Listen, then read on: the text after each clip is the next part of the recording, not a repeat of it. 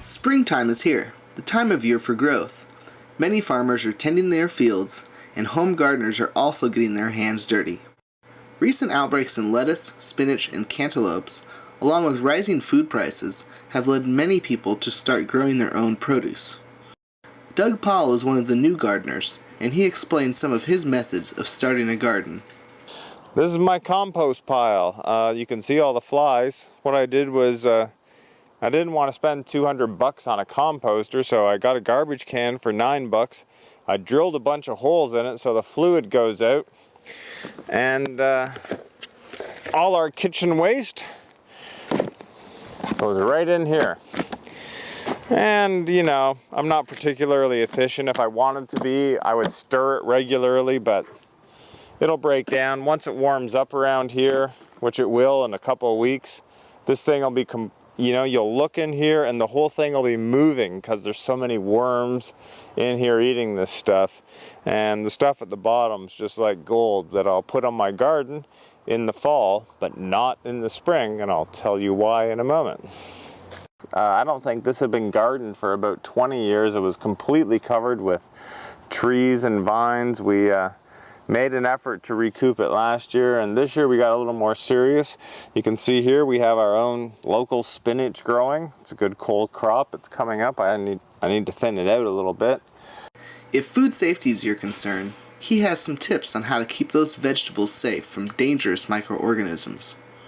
There's three main things for fresh produce. You know, fresh produce, because it's fresh, anything that comes into contact has the potential to contaminate. So, water sources. Now, we live in the city, so our water source is treated with chlorine. It is regarded as safe. Soil amendments. What are you adding to the soil? Fertilizer. I use some chemical fertilizer. I also use some compost, but I make sure that compost is fully treated, and I don't put it on until the fall, and I let it over winter.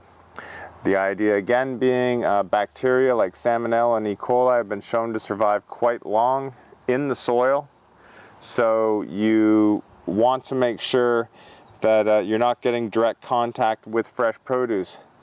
To a cat, this looks like a huge litter box. I have a couple cats, which is good because they keep the bunnies away from munching on my yummy lettuce and spinach, but the cats will use it as a litter box, and they can transmit things like toxoplasmosis and other things.